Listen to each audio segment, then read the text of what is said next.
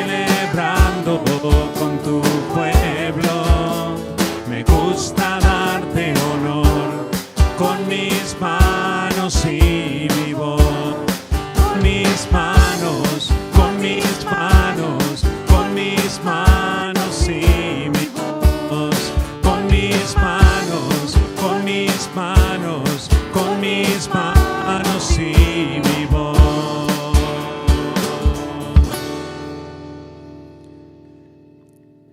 Hubo un salmista que dijo hace mucho tiempo, en la palabra del Señor, dijo: yo me alegré con los que me decían que a la casa del Señor iremos. ¿Ustedes se alegran de haber venido? Yo estoy contento de estar con ustedes y estar disfrutando este tiempo, y realmente quiero que pase como dice esta canción, que el Señor nos toque tan especialmente que hasta nuestro corazón cante, ¿verdad? Que sea una experiencia tan rica con el Señor. Vamos a orar para entregarle este tiempo al Señor. Querido Dios, te damos muchas, muchas gracias. Gracias porque podemos estar aquí delante de ti, Señor. Tú eres el que nos has traído y queremos dejar que cumplas el propósito que nos trajiste hasta este lugar. Señor, que verdaderamente tu Espíritu Santo esté llenando nuestro corazón de esta capacidad de alabarte como tú mereces, Señor. Que podamos honrarte, que podamos darte la gloria, que podamos alegrarnos porque en medio de todas las circunstancias, las fáciles y las no tan fáciles, tú nunca nos abandonas, Señor. Tú te mereces toda nuestra gratitud, toda nuestra alabanza. Eres merecedor de toda la honra y toda la gloria y nosotros queremos dártela, Señor. Señor, que verdaderamente este tiempo sea el tiempo de nuestra experiencia contigo, que podamos alegrarnos en ti. Gracias, Señor. En el nombre de Jesús. Amén.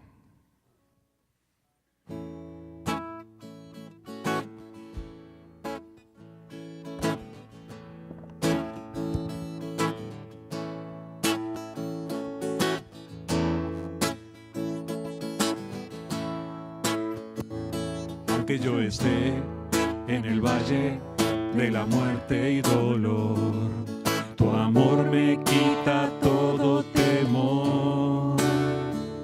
Y si llego a estar en el centro de la tempestad, no dudaré porque estás aquí. Y no temeré del mal, pues mi Dios conmigo está. Y si Dios conmigo,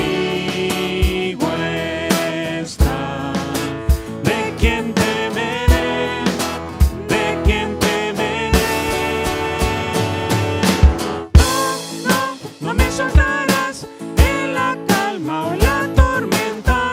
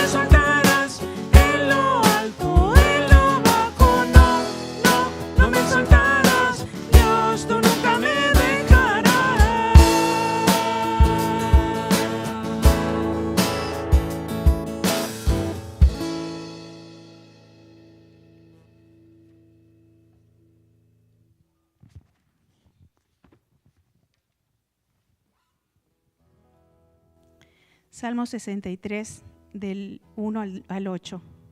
Oh Dios, tú eres mi Dios. Yo te busco intensamente. Mi alma tiene sed de ti. Todo mi ser te anhela, cual tierra seca, extenuada y sedienta. Te he visto en el santuario y he contemplado tu poder y tu gloria. Tu amor es mejor que la vida, por eso mis labios te alabarán. Te bendeciré mientras viva, y alzando mis manos te invocaré. Mi alma quedará satisfecha como de un suculento banquete, y en los labios jubilosos te alabará mi boca. En mi lecho me acuerdo de ti, pienso en ti toda la noche. A la sombra de tus alas cantaré, porque tú eres mi ayuda. Mi alma se aferra a ti, tu mano derecha me sostiene.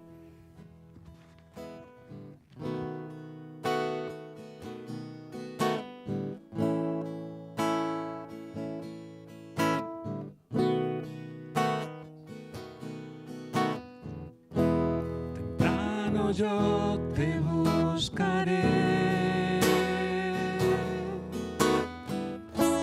de madrugada yo me acercaré a ti. Mi alma te anhela y tienes sed para ver tu gloria y tu poder. Temprano yo te buscaré, de madrugada yo me acercaré a ti. Mi alma te anhela y tienes sed para ver tu gloria y tu poder. Mi socorro has sido tú, y en la sombra de tus alas yo me gozaré. Mi alma está pegada a ti, porque tu diestra me ha sostenido. Oh, tu diestra me ha sostenido.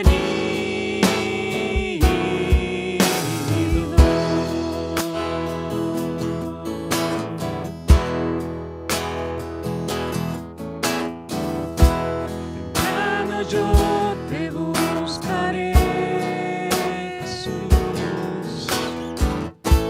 De madrugada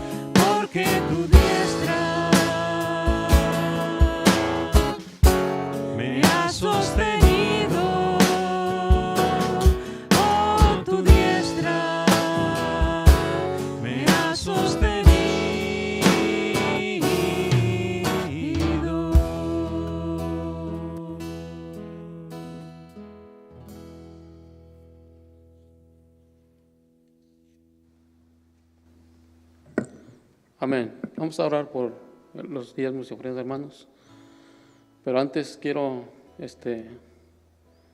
decirles que esta mañana una de las lecturas donde predicó el pastor, se me quedó el último versículo, Proverbios 8:36, donde dice el Señor así.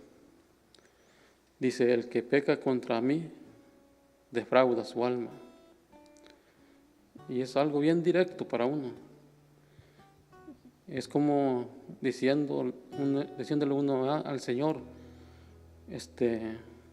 corrigiéndonos más que nada, dándonos a saber que Él nos está mirando y Él sabe nuestra situación, cómo estamos. Y vamos a pedir al Señor que nos siga guiando, hablándonos por medio de su palabra. Y luego en la mañana, sobre el estudio, leímos algo en Efesios. Dice: mira bien cómo andéis, no como necios, sino como sabios. Y no sé lo que falta hoy en la predicación, falta otro golpe más, pero que sea el Señor hablándonos por medio de su palabra. Señor, aquí estamos.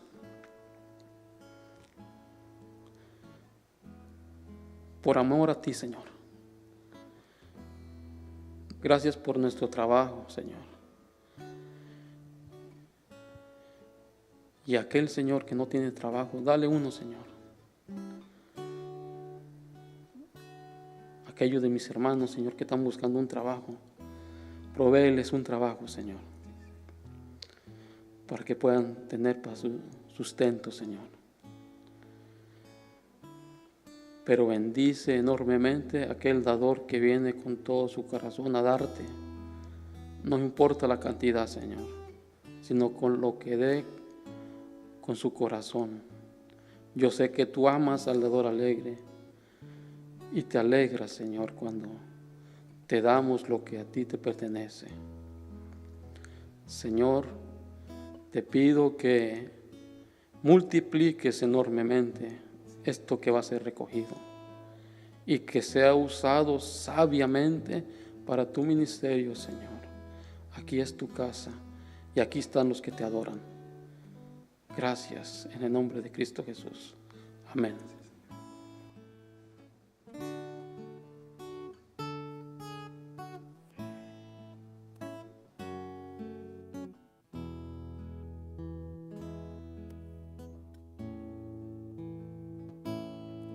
Tal como soy de pecador, sin más confianza que tu amor, ya que me llamas, vengo a ti, Cordero de Dios.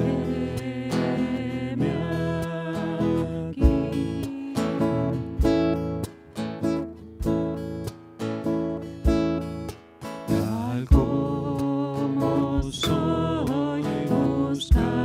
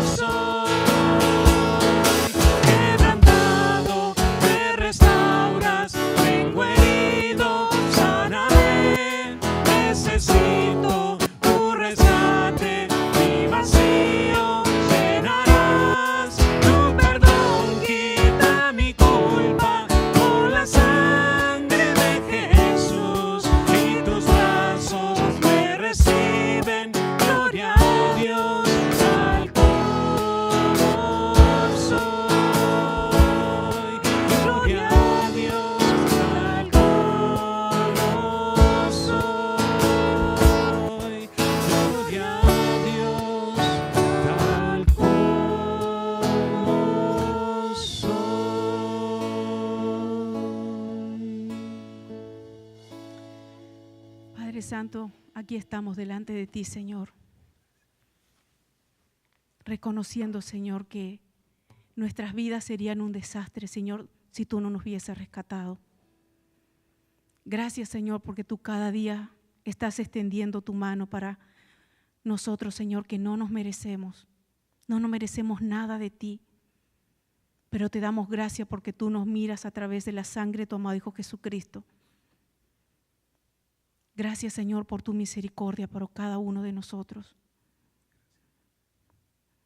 Gracias, Señor, por ese amor tan grande que tú tienes con cada uno de tus hijos, Señor.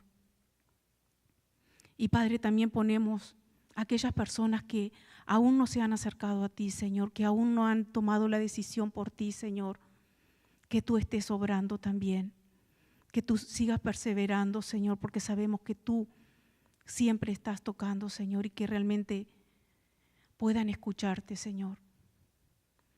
Padre, que tu Espíritu Santo esté ministrando nuestras vidas en esta noche, que tú estés hablando a nuestro ser, Señor, que tú estés poniendo de tu sabiduría en nuestra mente y en nuestro corazón para que podamos poner tu palabra en práctica, Señor. Gracias, Señor, porque tú todos los días nos hablas, tú todos los días nos enseñas, tú todos los días nos dices cuánto nos amas. Y a ti te damos la gloria y la honra, Señor, porque tú te la mereces, porque lo diste todo por nosotros, Señor. Gracias, Jesús, por ese sacrificio que tú hiciste por nuestras vidas. Señor, ayúdanos a valorarla cada día. Te honramos, Señor, porque tú eres nuestro Salvador. Tú eres nuestro Dios Todopoderoso. Tú eres quien pelea por nosotros, Señor. Hay tantas cosas que nosotros no vemos, pero sabemos y reconocemos, Señor, que tú estás peleando muchas batallas por cada una de nuestras vidas, Señor. Gracias, Padre Santo. Háblanos, Señor. Queremos escuchar tu voz. En el nombre de Jesús. Amén.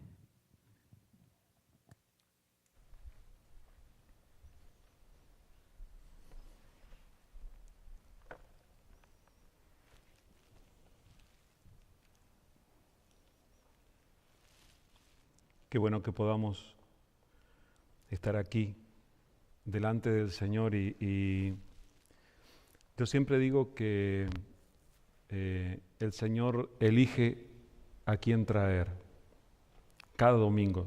Saben que yo oro por ustedes y durante la semana yo oro por cada uno de ustedes por nombre, pero yo no sé específicamente quién va a estar aquí para el domingo. Y yo confío en que el Señor tiene un filtro, una especie de filtro que permite que que lleguen justo las personas que Él quiere que escuchen directamente esto. Y gracias a Dios porque contamos con medios electrónicos y digitales, incluso estamos en vivo ahora por la página de Facebook, pero no es lo mismo que venir y experimentar el Espíritu, lo que el Señor hace aquí entre nosotros y recibirlo. Entonces yo confío en que si estás aquí es porque el Señor te trajo y porque el Señor tiene un propósito para la palabra que estás a punto de escuchar. Y bueno, yo esta mañana les decía que si quieren escuchar un mensaje con el que el pastor ande ahí tropezando para comunicarlo, vengan esta noche. Se ve que no quisieron, querían un mensaje que salga más fluido, ¿verdad? Algunos no han podido llegar, pero justamente este mensaje ha estado llenando mi corazón a lo largo de la semana y me pone en duda, una de las razones es porque no sé si voy a lograr comprimirlo para que quepa dentro de menos de una hora de mensaje. Ustedes hasta la medianoche no hay problema, ¿verdad? Ok, sigamos. Y lo otro es porque justamente es un asunto bien delicado porque hay veces que hay puntos que son discutidos o interpretados de diferente manera por diferentes personas, pero al mismo tiempo es un asunto tan importante para nuestras vidas. Ustedes saben que yo amo este libro con todo mi corazón.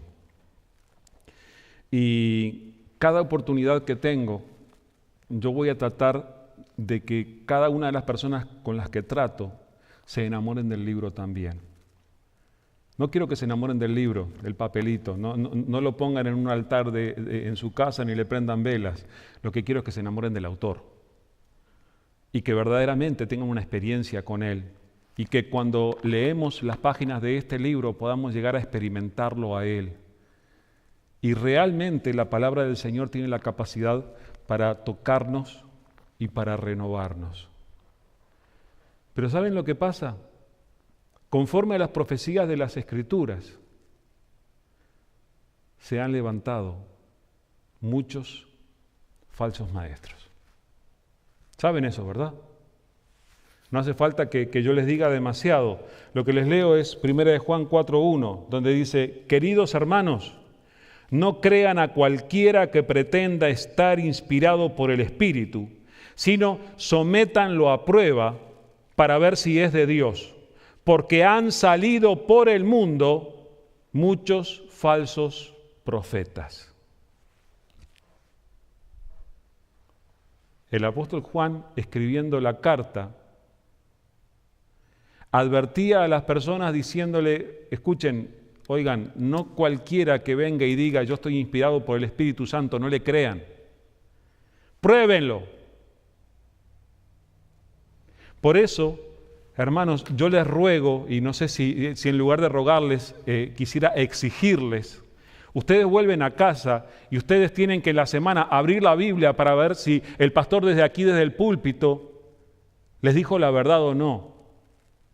No se confíen por el hecho de que yo vengo y estoy aquí delante de ustedes y vengo y les hablo. Yo me puedo equivocar también, pero tenemos que ser celosos a la palabra. Y tenemos que cuidarnos.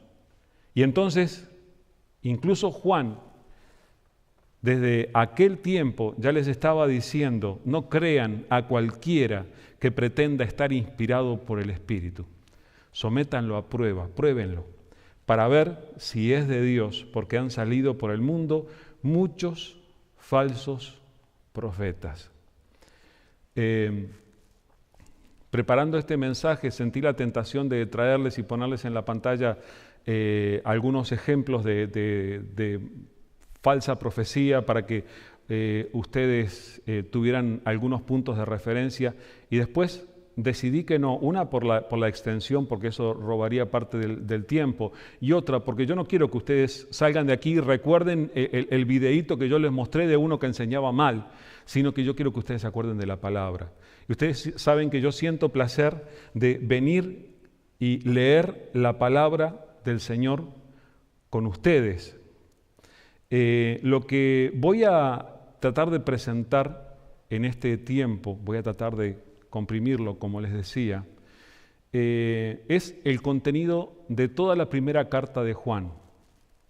Así que, por favor, busquen en sus Biblias, Primera de Juan, porque en la primera carta de Juan vamos a estar,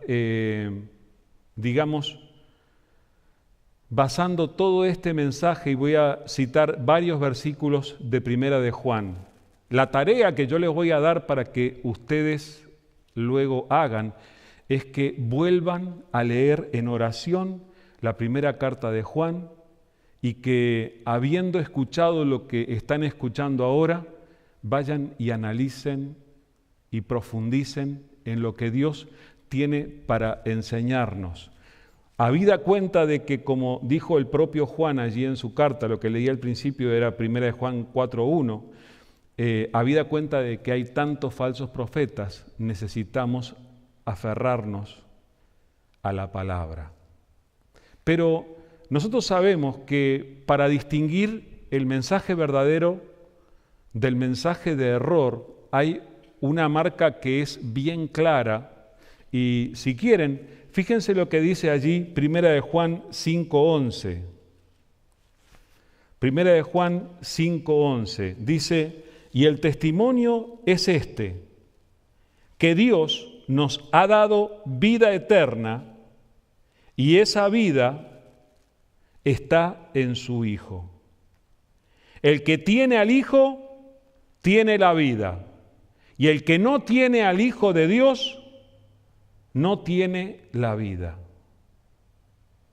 Dios ha dado vida eterna. Y esa vida, ¿dónde está? En su Hijo, en Jesús.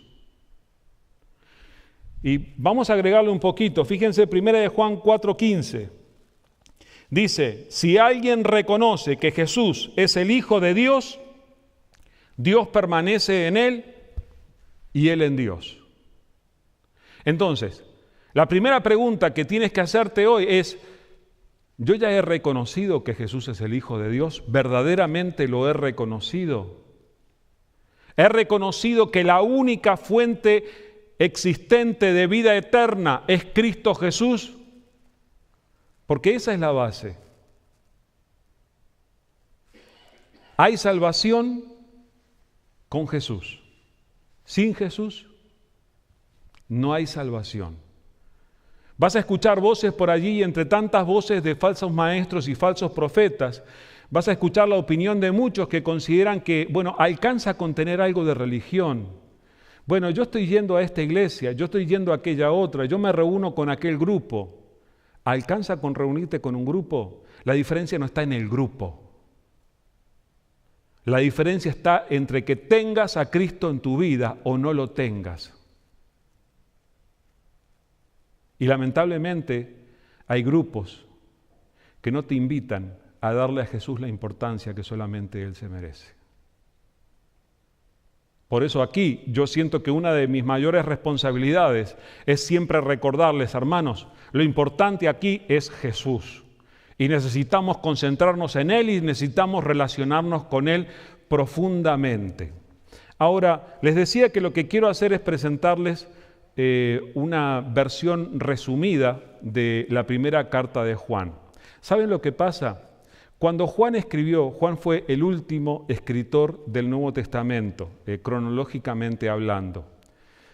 Juan escribió el Evangelio de Juan, escribió 3 cartas, es fácil de identificar, primera, segunda y tercera de Juan. Y escribió esto que nosotros conocemos como el Apocalipsis, la revelación. Y él escribió luego que los otros escritores bíblicos ya habían escrito. Digamos que habrían pasado más o menos 40 años del tiempo de la crucifixión y resurrección para cuando Juan escribió.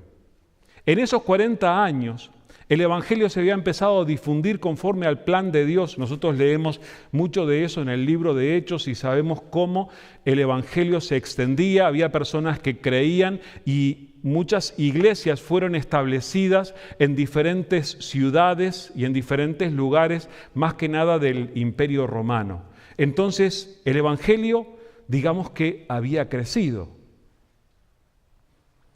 ¿Ustedes piensan que en ese tiempo el enemigo de las almas de los hombres se había quedado de brazos cruzados? El enemigo también empezó a hacer campaña para alejar a las personas de Dios, para que las personas no establecieran una relación sana con Dios. Y entonces, para el tiempo en que Juan escribió, no era solamente que venía la persecución de afuera, ¿verdad? Los cristianos en ese tiempo experimentaron mucha persecución física, mucho maltrato, incluso eran llevados al martirio. Muchos cristianos murieron por su fe en ese tiempo. Pero esa no fue la única forma de persecución, sino que, como Juan lo encara en su carta, surgieron muchos falsos maestros, que no solamente perseguían a los cristianos, sino que estaban los que les hablaban amablemente a los cristianos, pero les traían enseñanzas que los apartaban de su relación con Dios. ¿Entienden eso? Hoy en día, en algunas partes del mundo, todavía hay persecución material, persecución física a los cristianos. Todas las semanas algún cristiano muere, alguna iglesia es quemada, algún cristiano es maltratado, torturado. Y digo algún cristiano, pero en realidad son muchos, en diferentes lugares. Pero ese no es el único frente de batalla que enfrentamos.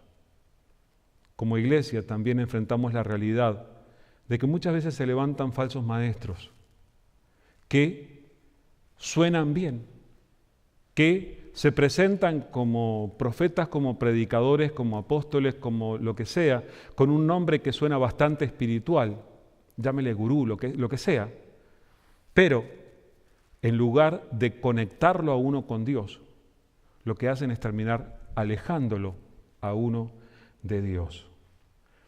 Cuando Juan escribió su carta, él tuvo la intención de que los cristianos pudieran unirse cada vez más y pudieran confirmar su fe.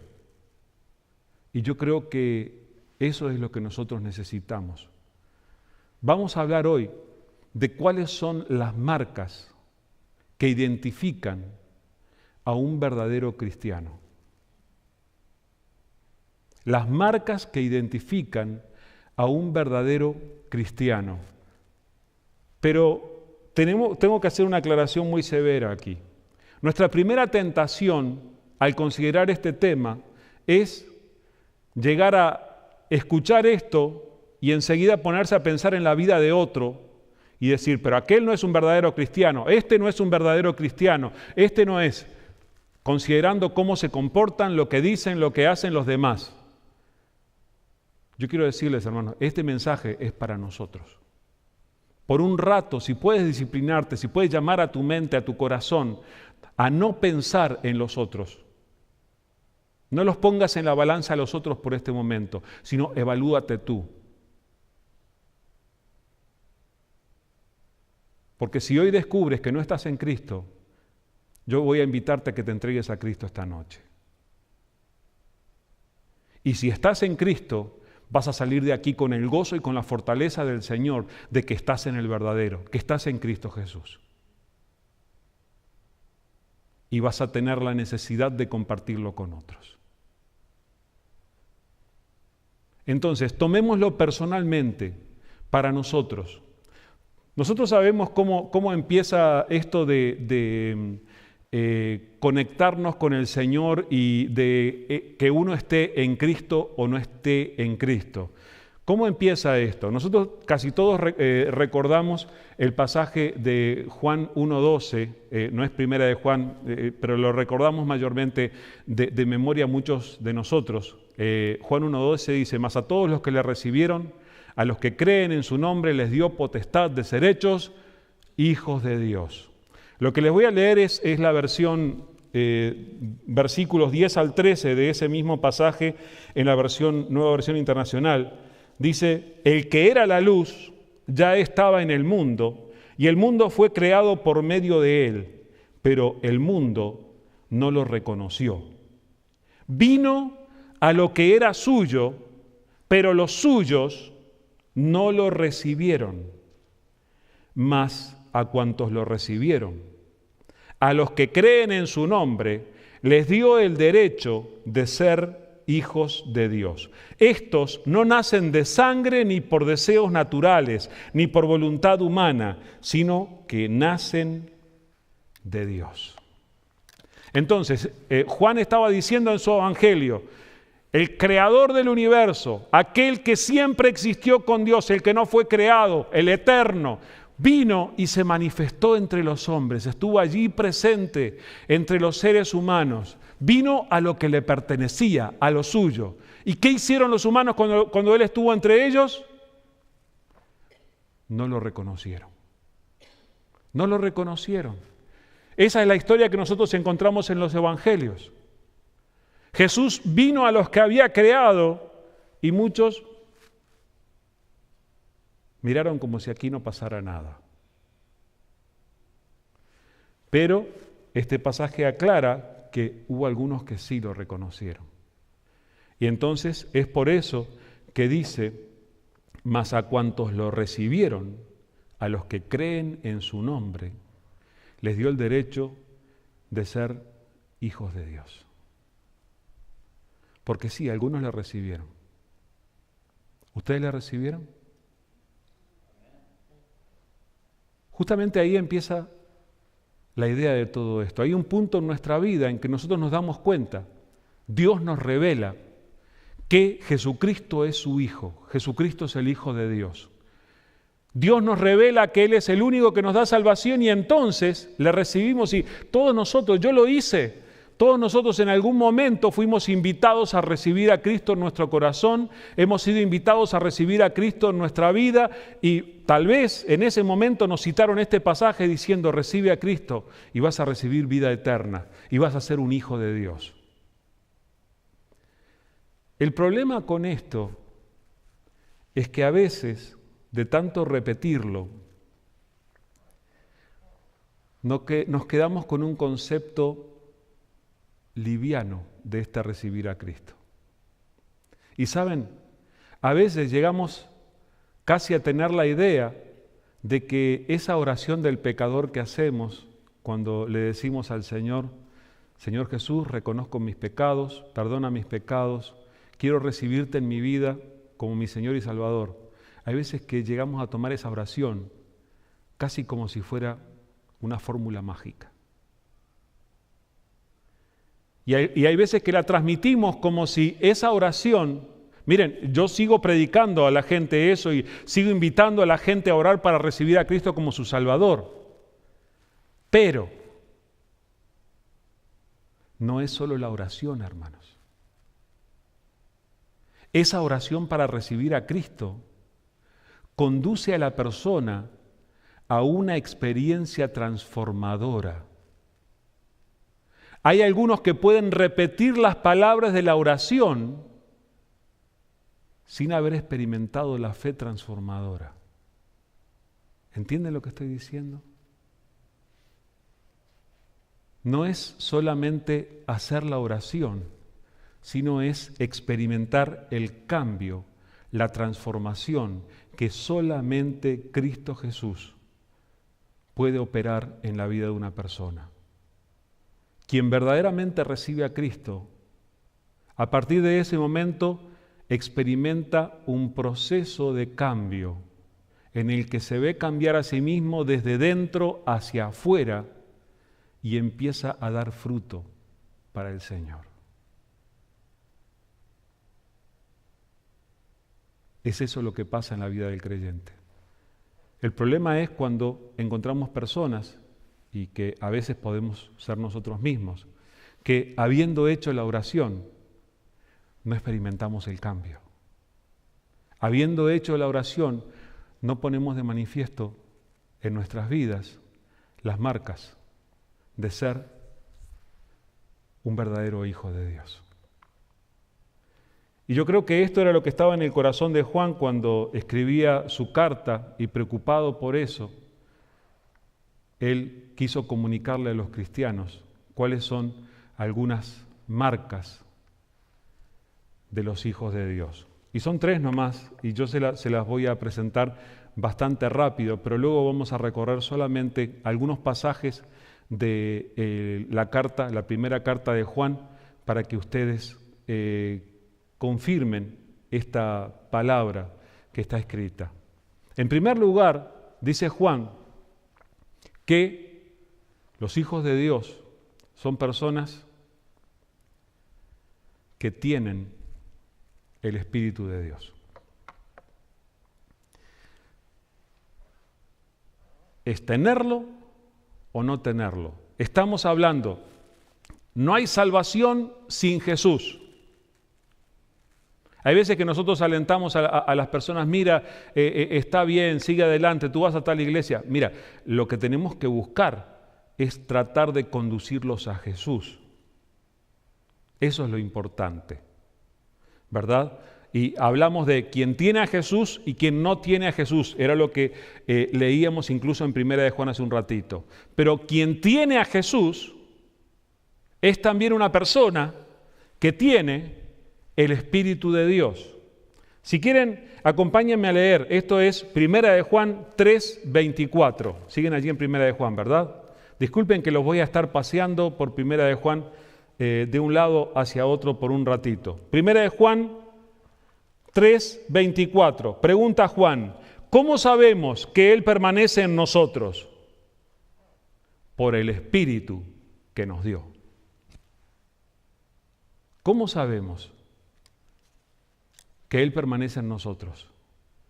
Por el Espíritu que Él nos dio. ¿Saben? A mí me da la impresión como que Juan estaba tratando de ponerse en la situación de aquel cristiano que es nuevo, que está creciendo en las cosas del Señor y tiene justamente esta pregunta. Y se hace la pregunta, bueno, ¿y cómo sé que estoy permaneciendo en el Señor? Por eso les decía, tómenlo personalmente, no evalúen al otro, tómenlo personalmente. ¿Cómo sé que estoy permaneciendo en el Señor? La palabra del Señor nos dice, por el Espíritu que Él nos dio. Una vez más, 1 de Juan capítulo 4, versículo 13. 1 de Juan 4, 13. Dice, ¿cómo sabemos que permanecemos en Él y que Él permanece en nosotros? Y la respuesta, porque nos ha dado de su Espíritu. ¿Cómo sabemos que permanecemos en Él y Él en nosotros? Porque nos ha dado de su Espíritu. Entonces, yo creo que queda bastante claro. La marca que presenta Juan queda bastante clara. El que es un verdadero hijo de Dios tiene el Espíritu de Dios. Ahora, lo que no queda claro a veces es qué quiere decir eso. ¿Qué quiere decir tener el Espíritu de Dios? Pero yo espero que tú te estés preguntando esto. ¿Yo tengo el Espíritu de Dios? Porque esta es una de las marcas que nos presenta la palabra en cuanto a cuáles son los verdaderos hijos de Dios. Entonces es válido que te preguntes si necesitas cuestionarte, ¿tengo el Espíritu de Dios yo? Y alguno de ustedes me puede empezar a preguntar entonces, bueno, ¿cómo sé? ¿Cómo sé que tengo el Espíritu?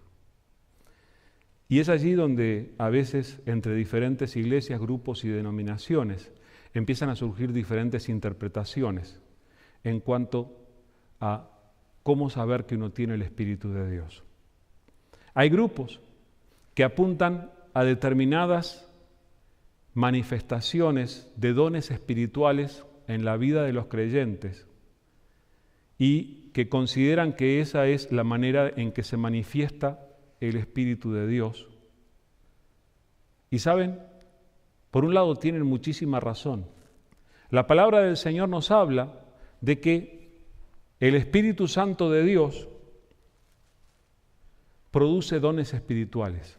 Y cuando ustedes estudian los escritos del apóstol Pablo en el Nuevo Testamento, van a encontrar que él habla de manifestaciones, habla de dones espirituales, habla de ministerios que da el Espíritu Santo y habla del fruto del Espíritu Santo.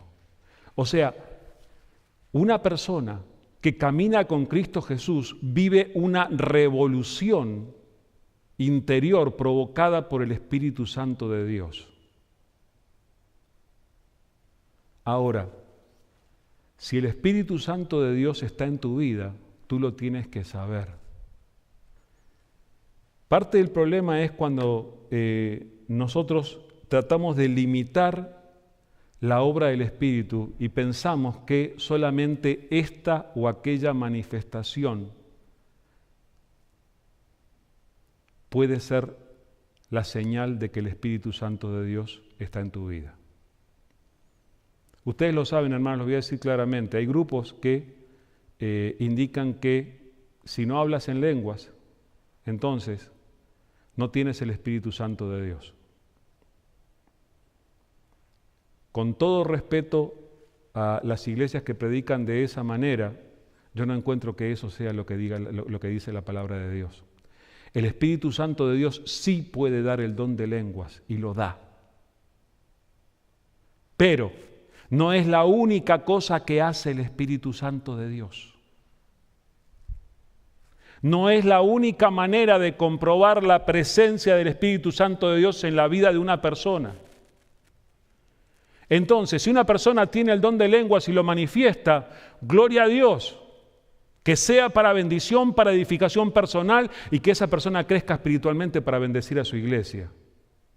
Pero esa no es la única manera en que se manifiesta el Espíritu Santo de Dios. No es eso lo que dice la palabra. Entonces, el Espíritu Santo va a manifestarse en la vida del cristiano, pero se va a manifestar de diferentes maneras. Y tú tienes que ponerte a buscar, bueno, Señor, ¿qué es lo que hay? ¿De qué manera te estás manifestando en mí? El Señor quiere manifestarte en tu forma de relacionarte con tus hermanos en la iglesia. El Señor quiere manifestarse en la forma en la que te relacionas con tu familia. El Señor quiere manifestarse en tu vida privada de relación con Él, cuando oras, cuando le buscas, cuando te acercas, cuando abres la Biblia y el corazón se llena de ese ardor que viene cuando la palabra alumbra tu corazón. Es el Espíritu Santo. Pero de alguna manera el Espíritu Santo de Dios tiene que manifestarse en tu vida. Y justamente las otras dos marcas que muestra Juan en su carta, que señalan a los verdaderos hijos de Dios, yo creo que están relacionadas con esto. Y de hecho, Juan presenta estas señales de los verdaderos hijos de Dios como totalmente vinculadas, totalmente entrelazadas. Y es interesante que en su carta Juan no habla de la presencia del Espíritu Santo y que se manifiesta exactamente de tal o cual manera por medio de lenguas o por medio de este o aquel don. No, apunta a otras dos señales que son diferentes. Y yo se las voy a presentar las dos y luego vamos a mirar rápidamente los pasajes allí en Primera de Juan que hablan de esto, pero presten atención porque estas son las señales de los verdaderos hijos de Dios. Los hijos de Dios tienen el Espíritu de Dios. Los hijos de Dios cumplen los mandamientos. Los hijos de Dios tienen un estilo de vida conforme a la voluntad de Dios. Esta mañana hablábamos algo de eso en la escuela dominical también. Y en tercer lugar, los hijos de Dios, interesante que sean estas las señales que pone, ¿verdad? Juan no pone los efectos especiales. Juan trata de cosas que son tremendamente prácticas en nuestra vida. Los hijos de Dios aman a sus hermanos. Los hijos de Dios tienen el Espíritu de Dios. Los hijos de Dios cumplen los mandamientos de Dios y los hijos de Dios aman a sus hermanos. Esto es lo que tú te tienes que estar preguntando en este tiempo. ¿Tengo el Espíritu Santo? Búscalo en tu corazón, búscalo en tu interior. Luego, cuestiónate. ¿Estoy cumpliendo los mandamientos del Señor? ¿Estoy obedeciendo al Señor con mi vida o no? Es una marca del verdadero Hijo de Dios. Por favor, piénsalo para ti. No pienses en los demás ahora. Y en tercer lugar, es el amor a los hermanos. Entonces te tienes que preguntar, ¿qué es lo que siento por esta gente que son hijos de Dios también? ¿Cuál es mi experiencia? ¿Cuál es el tipo de relación que estoy teniendo con estos hermanos? Y miren, cuando yo estudié la primera carta de Juan hace muchos años, me pesa decir esto, me siento un poco anciano, revolucionó mi vida, la forma en la que Dios me habló por medio de esto. Porque me di cuenta que a veces yo estaba enfatizando lo que no tenía que enfatizar en mi propia vida.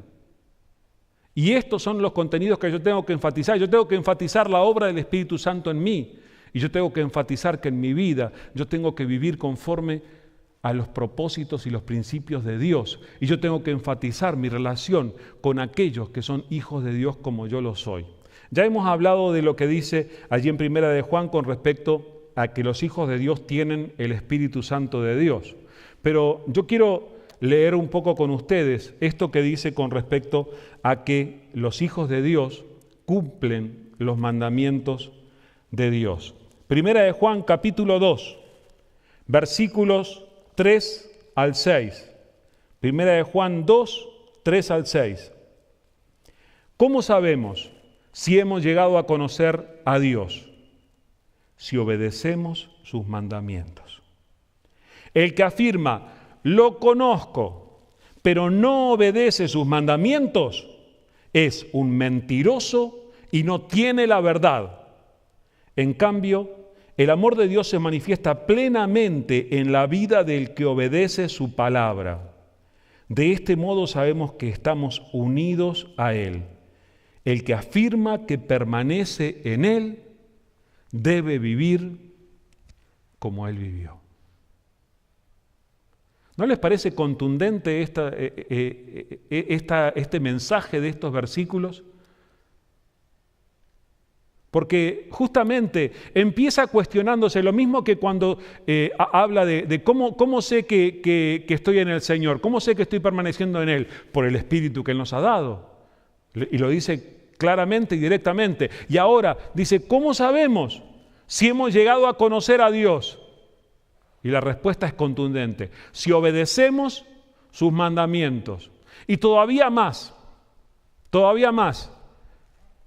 Juan no tiene problema en ser muy directo y dice, si hay alguien que viene y que dice, yo lo conozco, pero no obedece sus mandamientos, y lo dice claramente, le duela a quien le duela, es un mentiroso.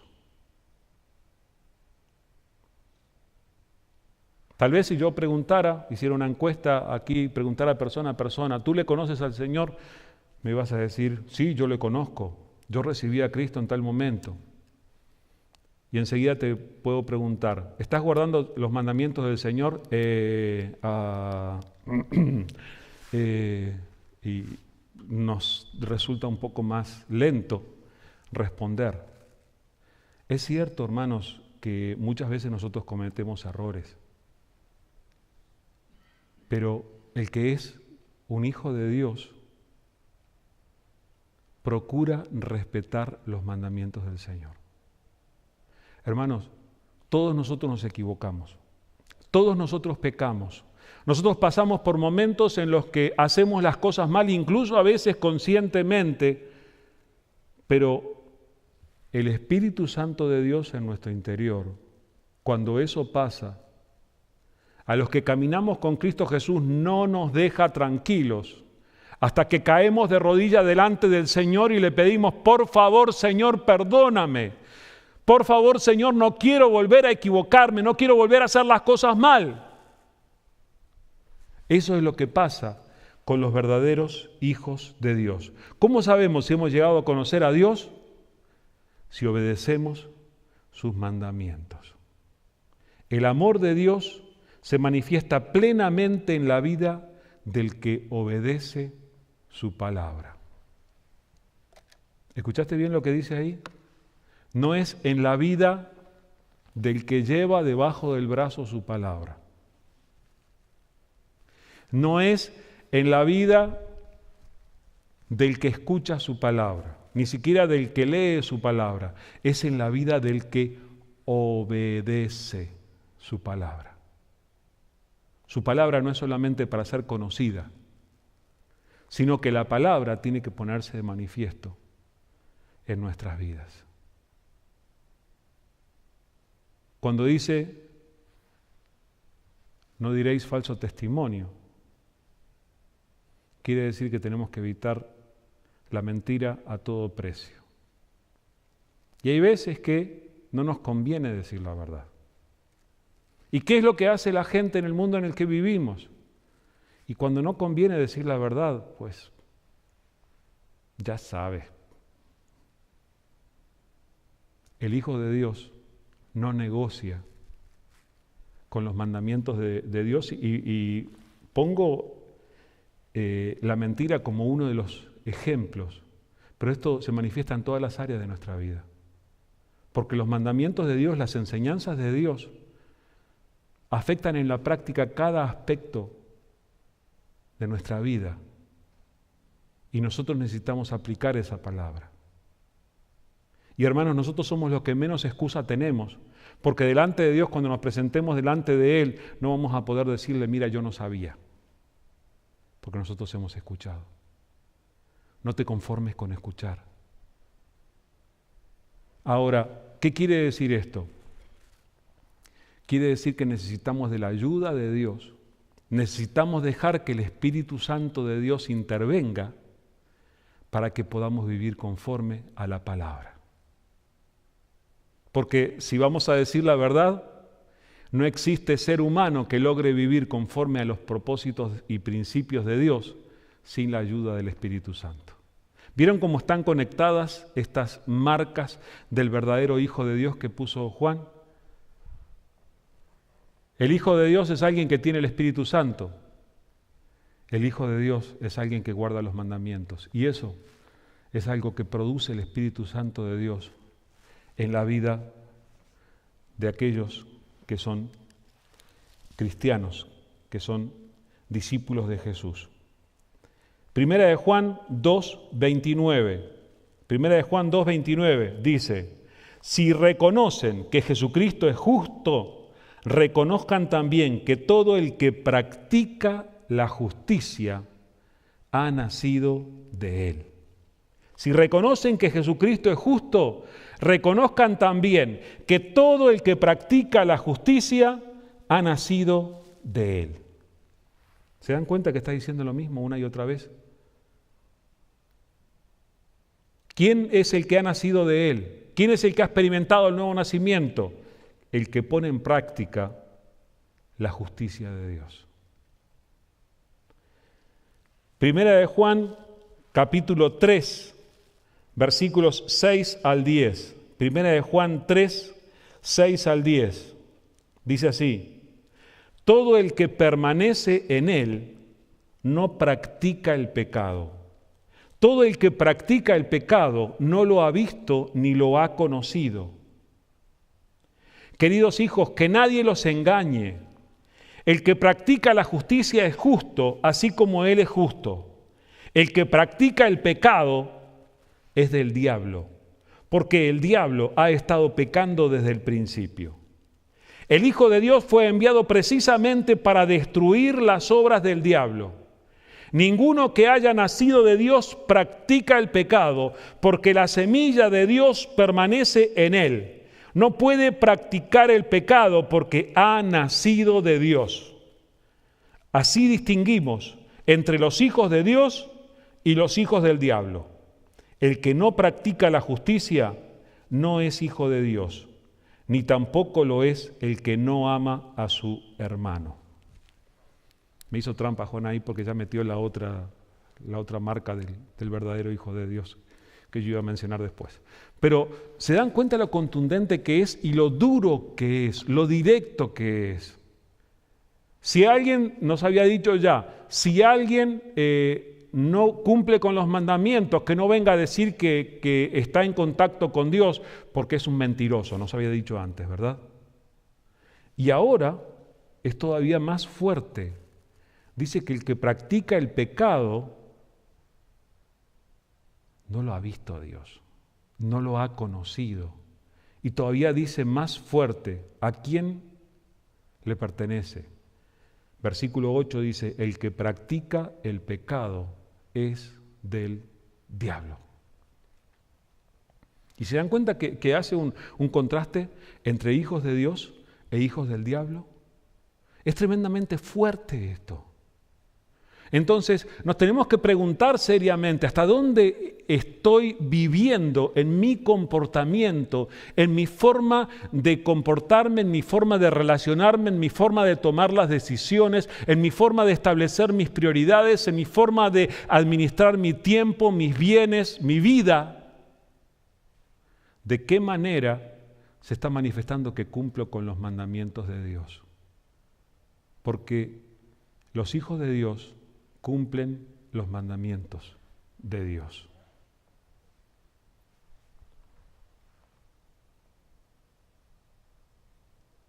Ninguno que haya nacido de Dios practica el pecado.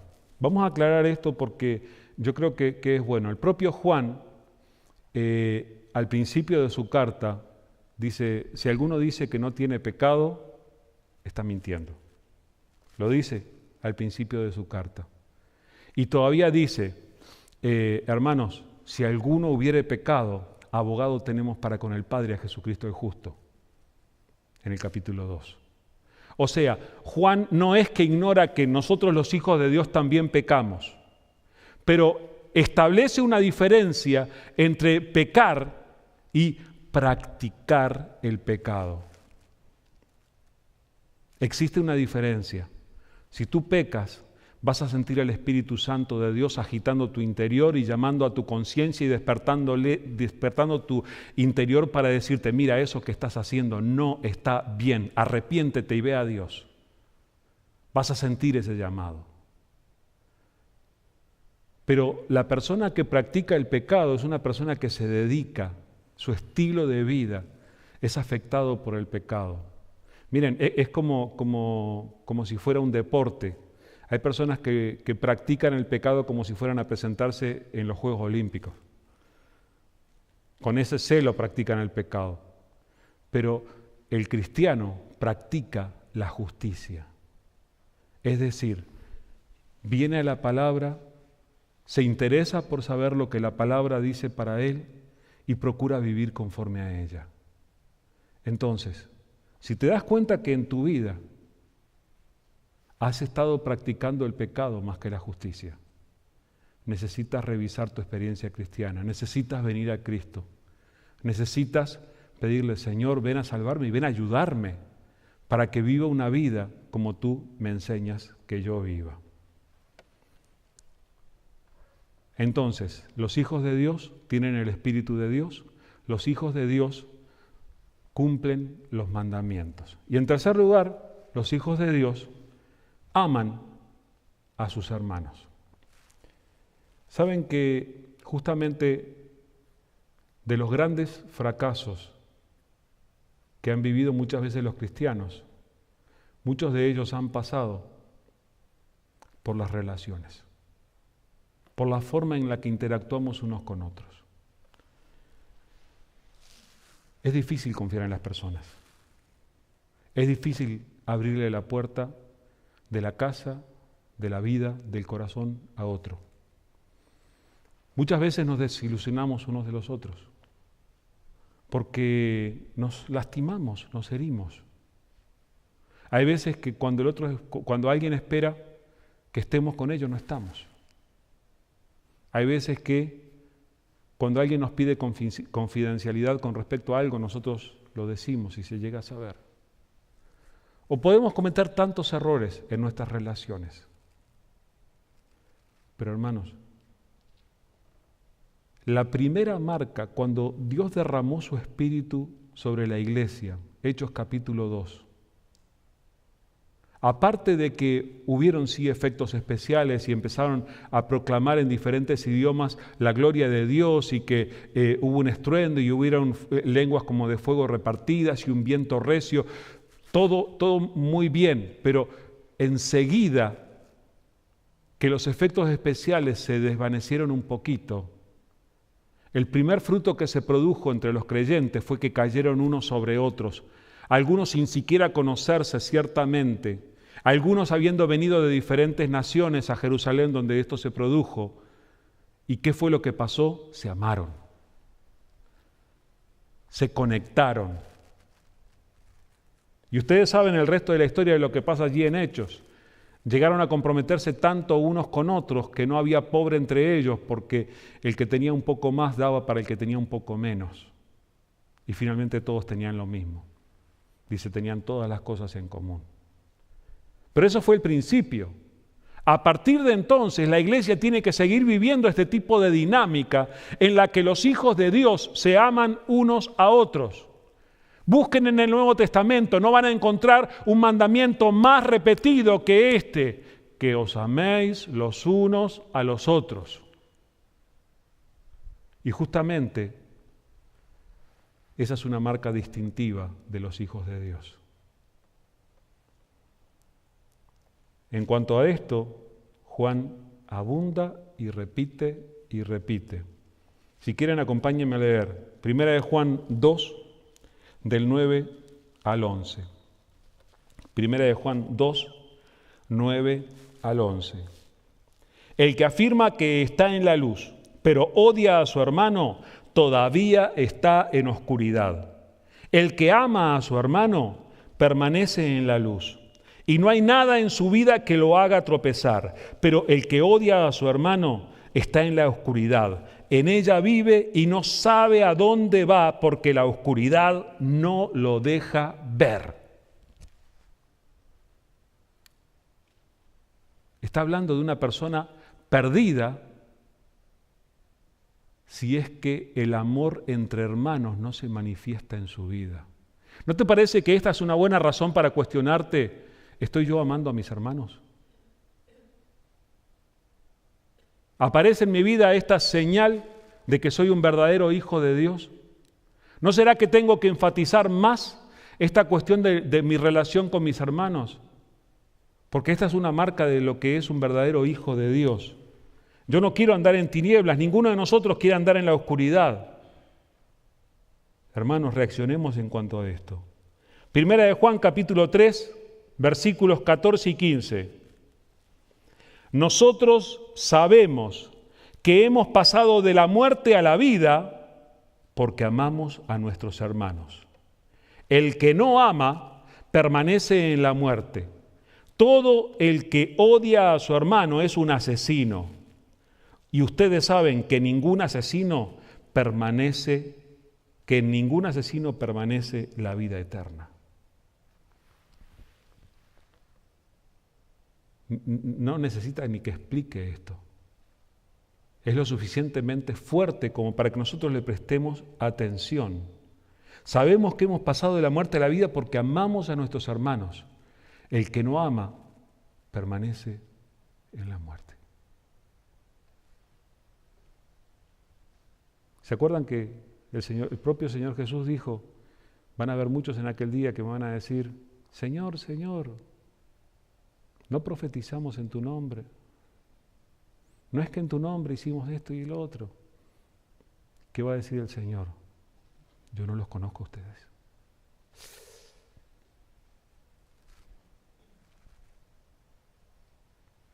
Esta es razón suficiente para que nosotros nos cuestionemos. Hermanos, aunque ustedes me parezcan feos, yo los voy a querer amar. Porque son mis hermanos en Cristo y porque, de acuerdo a la palabra, es una marca del cristiano. Aunque usted en algún momento me haya fallado, yo lo voy a querer amar. Aunque me caiga mal, aunque me caiga gordo, como se dice. Primera de Juan, capítulo 4, versículos 7 y 8. Queridos hermanos, amémonos los unos a los otros, porque el amor viene de Dios, y todo el que ama ha nacido de Él y lo conoce. El que no ama no conoce a Dios, porque Dios es amor. Primera de Juan 4, 11 y 12. Queridos hermanos, ya que Dios nos ha amado así, también nosotros debemos amarnos los unos a los otros. Nadie ha visto jamás a Dios, pero si nos amamos los unos a los otros, Dios permanece entre nosotros y entre nosotros su amor se ha manifestado plenamente. Versículos 16 y 17 del mismo capítulo. El que permanece en amor, permanece en Dios y Dios en él. Ese amor se manifiesta plenamente entre nosotros para que el día del juicio comparezcamos con toda confianza, porque en este mundo hemos vivido como vivió Jesús. Primera de Juan 4, 20 y 21. Si alguien afirma, yo amo a Dios, pero odia a su hermano, es un mentiroso. Pues el que no ama a su hermano, a quien ha visto, no puede amar a Dios, a quien no ha visto. Y Él nos ha dado este mandamiento: el que ama a Dios, ame también a su hermano. Primera de Juan 5, 1 y 2. Todo el que cree que Jesús es el Cristo ha nacido de Dios, y todo el que ama al Padre ama también a sus hijos. Así, cuando amamos a Dios y cumplimos sus mandamientos, sabemos que amamos a los hijos de Dios. ¿Se dan cuenta que están las dos señales de los hijos de Dios ahí? Amamos a Dios y cumplimos sus mandamientos y sabemos que amamos a los hijos de Dios. Yo creo que esto tiene que ser suficientemente fuerte para que nosotros lo tomemos en cuenta. Les leo unos versículos más que resumen estas tres señales de los verdaderos hijos de Dios. Esto es 1 de Juan 3, 23 y 24. 1 de Juan 3, 23 y 24. Dice, y este es su mandamiento, que creamos en el nombre de su Hijo Jesucristo y nos amemos los unos a los otros, pues así lo ha dispuesto. El que obedece sus mandamientos permanece en Dios y Dios en él. ¿Cómo sabemos que Él permanece en nosotros? Por el Espíritu que Él nos dio. Ahí están las tres señales de los verdaderos hijos de Dios. Su mandamiento es que creamos en el nombre de su Hijo. Y Juan añade, sin ponerle punto ni coma ni nada, y que nos amemos unos a otros. Pues así lo ha dispuesto. ¿Por qué nos tenemos que amar? Porque Dios manda, punto. Porque Él quiere que lo hagamos. Y luego, versículo 24, el que obedece sus mandamientos permanece en Dios y Dios en Él. Y finalmente, ¿cómo sabemos que Él permanece en nosotros? Por el Espíritu que Él nos dio. ¿Qué tal si tomamos un tiempo para analizar nuestro corazón ahora? Y que verdaderamente Dios esté llamándonos a poner las cosas en su lugar y a poner las prioridades donde tienen que estar. Querido Dios, te damos gracias por esta palabra que nos das. Gracias, Señor, por este desafío que estás poniendo en nuestras vidas. Señor, tú sabes que nosotros queremos tener la salvación, queremos gozar de la vida eterna y, Señor, nosotros queremos que estas señales de los verdaderos hijos de Dios se manifiesten en nosotros. Por eso, Señor, te rogamos que obres en nosotros, Señor. Padre, queremos analizar en nuestro corazón en este momento, buscando la presencia de tu Espíritu Santo en nosotros. Mira nuestro corazón, Señor. Señor, permite que tu Espíritu se manifieste claramente en nuestras vidas, que se manifieste en nuestros pensamientos, que se manifieste en nuestro comportamiento, que se manifieste en nuestra forma de relacionarnos. Señor, queremos ser de las personas que viven en tu justicia, porque dice que el que vive en la justicia es el que permanece en ti. Queremos vivir conforme a tus propósitos, conforme a tu palabra, Señor. Señor, que no tomemos esto livianamente, que verdaderamente nos comprometamos a vivir conforme a lo que tú nos enseñas. Padre, que esta palabra nos haga reaccionar y, Señor, que podamos establecer un compromiso para vivir conforme a tu palabra. Y, Señor, tú sabes cuántas veces fallamos en lo que tiene que ver con amarnos unos a otros. Señor, perdónanos y ayúdanos a poder tener una experiencia diferente en cuanto a esto. Señor, tu palabra nos ha dejado muy claro hoy que los que son tus hijos son aquellos que se aman unos a otros. Ayúdanos, Señor.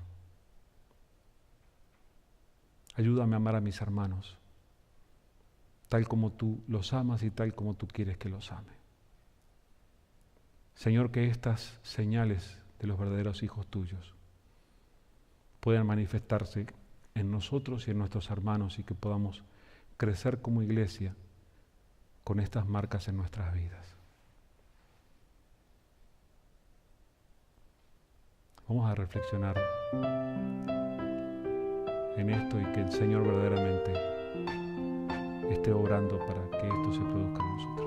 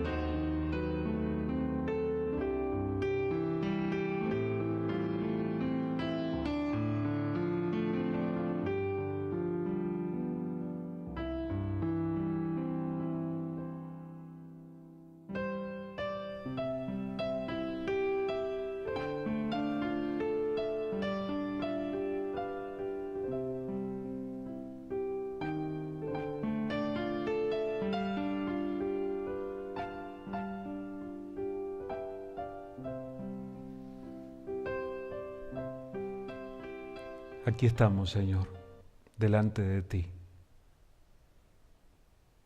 Y tal vez en este momento nos damos cuenta más que en otros momentos que necesitamos mucho de ti, Señor. Necesitamos mucho de tu Espíritu obrando en nosotros, Señor. Necesitamos de tu ayuda, Señor. Y nos damos cuenta, Jesús, que no podemos vivir al nivel de lo que tú quieres que vivamos si tú no nos ayudas. Por eso nos presentamos delante de ti y te rogamos que tú obres en nosotros, Señor. Señor,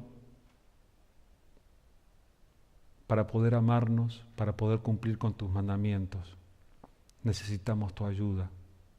Y por eso te rogamos, Señor, que nos llenes con el Espíritu Santo. Aquí estamos, Señor. Obra en nosotros. Señor, a veces lo intentamos con nuestras fuerzas y no lo logramos, Señor, y fracasamos.